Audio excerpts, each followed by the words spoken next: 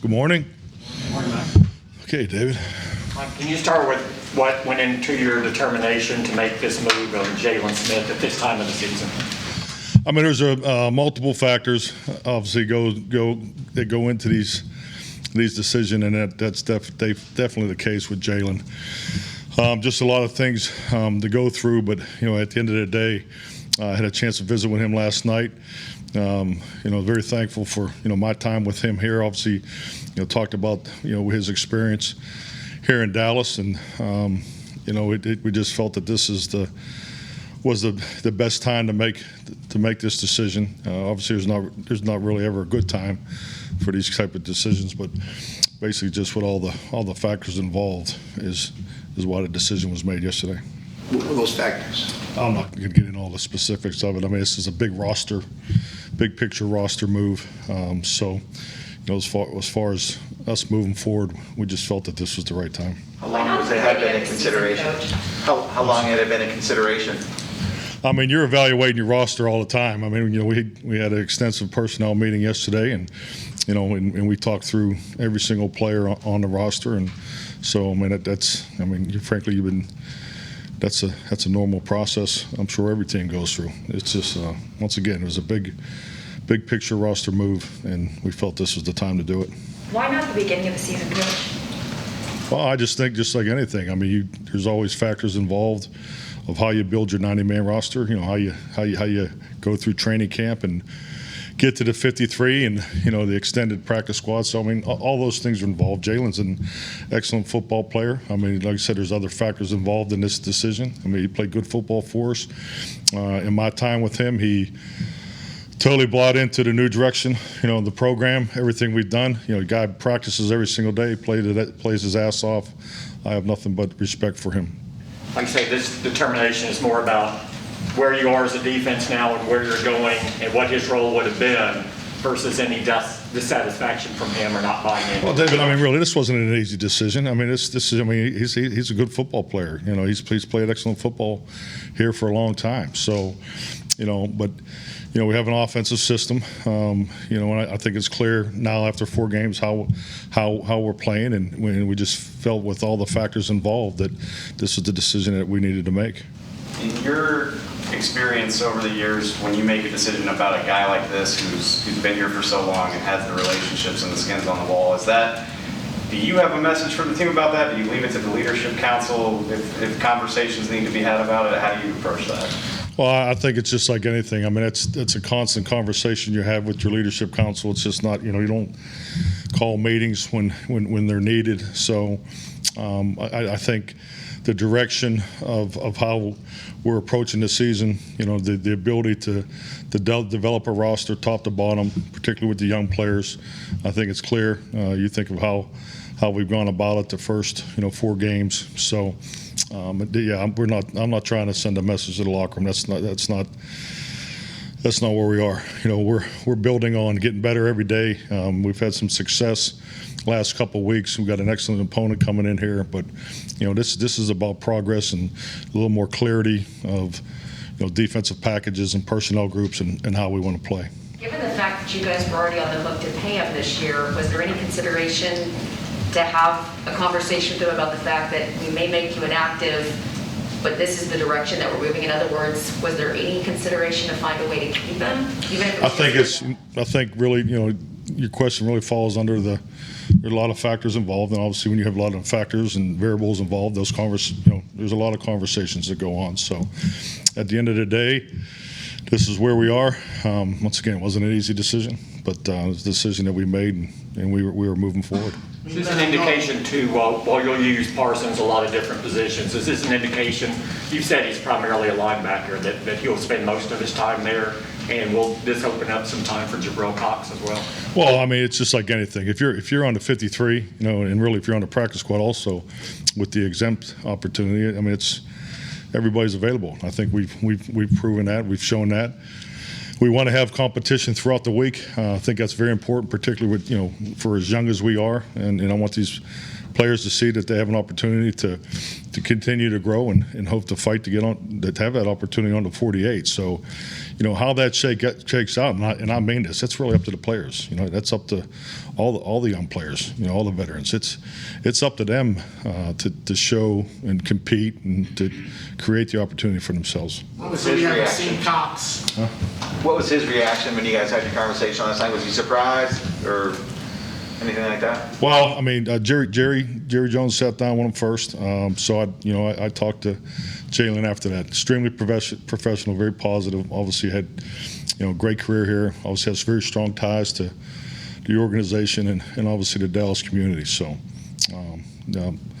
obviously those conversations are personal, but I thought he handled it very well. You haven't seen Cox, obviously, defensively, but how has he looked in practice on the scout team and that kind of thing? Getting better.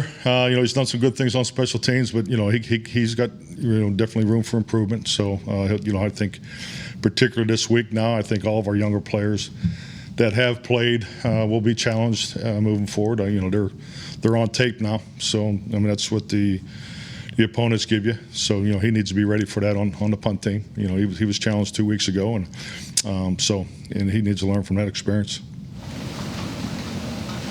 COVID list updates as far as players coming off or players going on? Yeah, right now we're same as Monday. Stephen Gilmore got released today. That's Stephon Gilmore. So is that something opportunity you guys will look at? I can't comment. I mean, I'm not aware that he's officially been released. Well, will Keanu practice and Anai, will they practice today? Yeah, they'll both practice today. The amount is to be seen. Obviously coming off of, their extended time away. So, slated for 50%, but we'll see how that goes. Like it appears Brandon Gregory is playing like really good football. And when you look at him, and he's had all these stops and starts, obviously, to his career, including even this year, really, with the COVID situation. Would it be fair or unfair to say he may be scratching the surface because, again, he seems to be playing so well? I think that's fair. No, I mean, I can only comment on my time with Randy. I'm well aware of his past, but he brings it every day. I mean, he's focused, very attentive, very, very bright. So, I think just to, he's going to continue to work, and he had the knee last week, so I think just as far as his availability, and I do think the sky's the limit for him.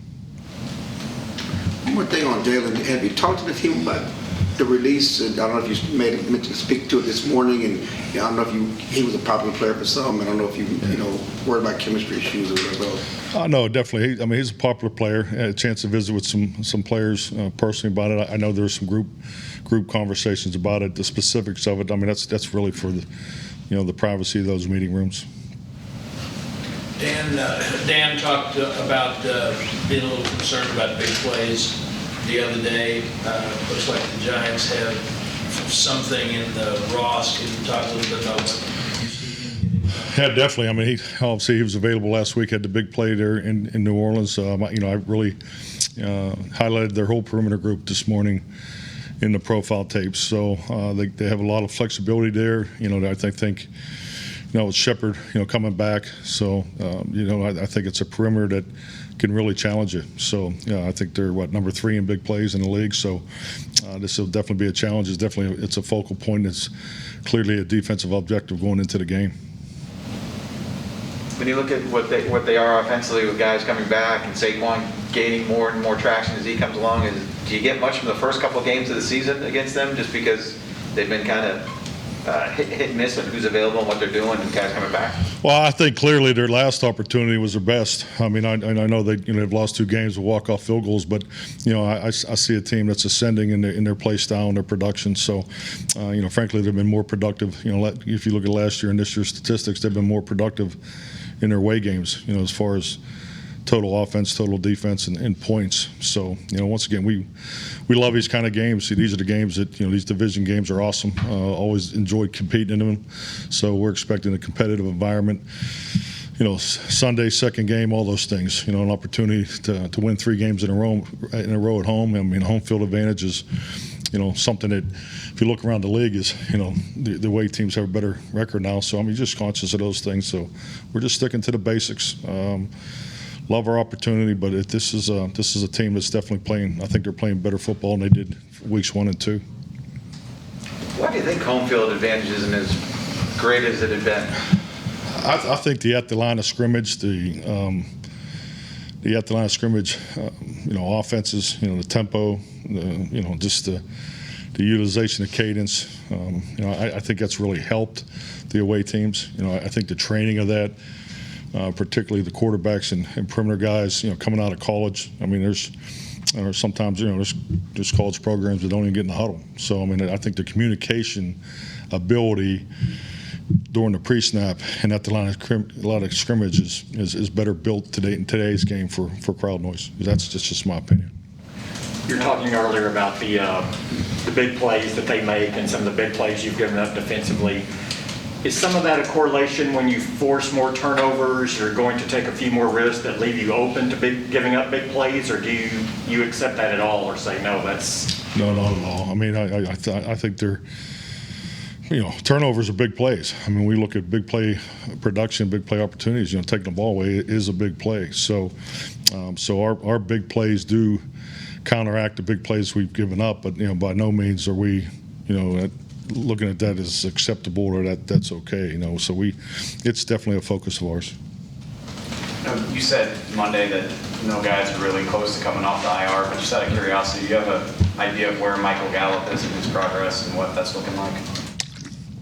He's making progress. I mean, I'm not going to give you timelines, but I think, he won't be available this week.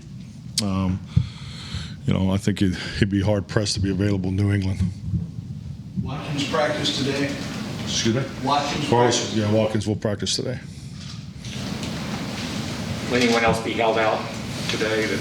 Got a couple guys just limiting their reps just to be smart, So, but nothing major that I feel is concerning as far as their availability for the game. Will that be like Diggs and Amari limited or just? Just you got some guys who are just limited. So. Thank you. Thank you.